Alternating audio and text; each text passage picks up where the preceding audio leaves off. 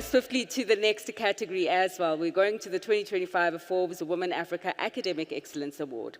And the winner of this category has an outstanding academic record and has invested her time and work in the community and the country she serves.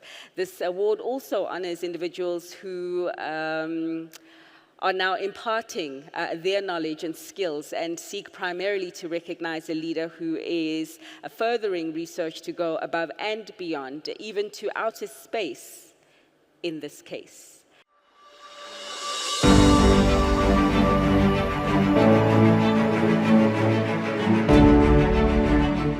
For the Forbes Women Africa Academic Excellence Award, the team and I looked at nominees with an outstanding academic track record.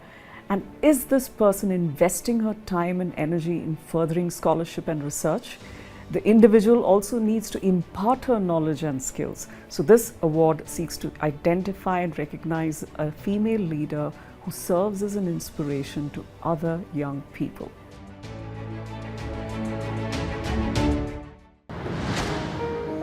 It is my pleasure to announce the winner of this category, Dr. Adriana Marais.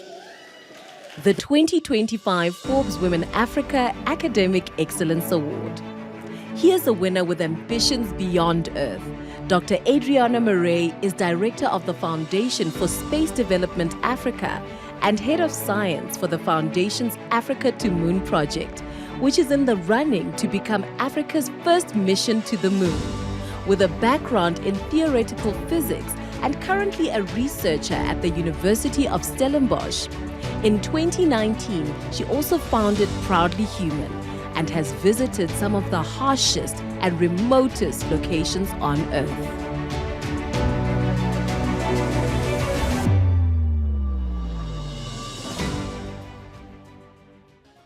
Wow, it is so fantastic to be here. I'm so happy to be here with you all tonight. I am so proud and so humbled to be recognized with all of the young and less young women that have been honored here tonight. It's truly, truly an honor and a privilege to be recognized beside you all. In particular, the two young ladies who spoke before. Wow.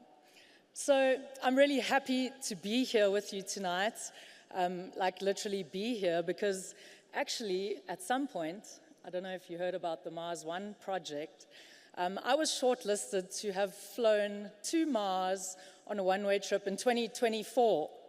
So needless to say, that did not go ahead.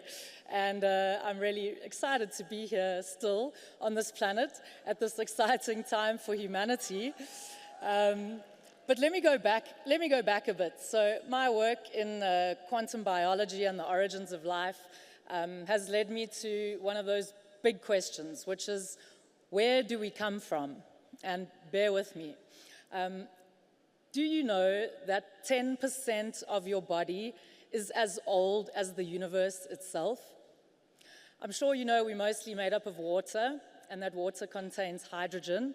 And in fact, when we study the grand space in the night sky, we don't see any other processes by which hydrogen is produced besides the Big Bang. So 10% of your body by mass originated around 14 billion years ago. So when we look for inner strength and a sense of belonging in the universe, I think the scientific perspective really gives me that strength and that unity that we all feel, particularly at events like this, giving us the courage to go forth. We are in the universe, but the universe is also deeply in us. And in that sense, when I say thanks, I won't bore you all by going back to the very atoms that make up my body, the single-celled bacteria that we evolved from on this planet around 4 billion years ago. All of our ancestors, all of our family, all of our friends, all of our mentors, and indeed all of the humans that have led up to this moment in history have allowed us to be where we are today, each and every single one of us. So that was a bit about where do we come from. The next big question, where are we going? And I would like to welcome you to what I believe is the most exciting period in the history of life on Earth. It's taken 4 billion years of evolution, from those single-celled microbes to fungi, to plants, to animals, to humans. to bring us to this day when we are on the brink of expanding our biosphere and terrestrial life from beyond Earth to the next celestial body. And while that's not Mars for now, we're still working towards that one, this will be the moon. Within the next decade, there will be humans permanently living on the surface of the moon. That is a massive milestone, whether we are fans of space exploration or not, whether we would prefer to stay in the comfort of planet Earth or not. This is a grand achievement for humanity, expanding our society to permanently inhabited research bases on the moon as a gateway to Mars and beyond. Which brings me to the third question.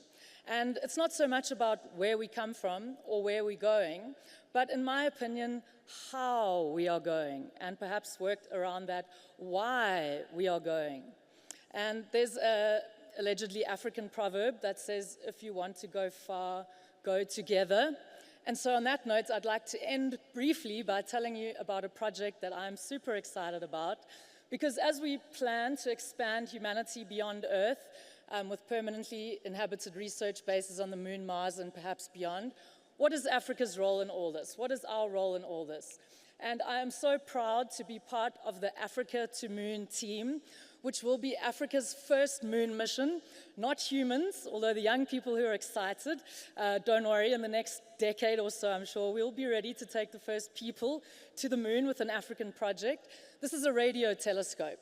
And the team is built of volunteers. We have all volunteered our time and our energy and our resources to be part of what will be Africa's first mission to the moon, to do new science with an African-designed, African-built, first of its kind to be operated beyond Earth radio telescope to do science that is not possible from the surface of the Earth. And a special shout out to the mission director, Carla Sharp-Mitchell, for her vision in maintaining this project through the years. And next month, we will travel to Shanghai, where the final payloads will be announced. And in closing, why and how do we go where we're going? And I think what has really driven me is a vision that when 500 million children and counting in Africa, and indeed all around the world, look up at the moon, and the planets and the stars beyond that, they feel not only a sense of wonder for this beautiful reality that we live in, but a sense of belonging and, importantly, a sense of participation. And Africa to Moon will go to the moon on behalf of all children in Africa, and to inspire everyone listening that my dream sounds pretty impossible to most people, but I hope through continuing to pledge my dedication and my energy to making sure that, not in particular mine, but that all people's dreams matter, and that only together, believing in all of our dreams, can we create a future that we can be proud of on this planet or the next. Thank you so much. I'm so honored to be here this evening.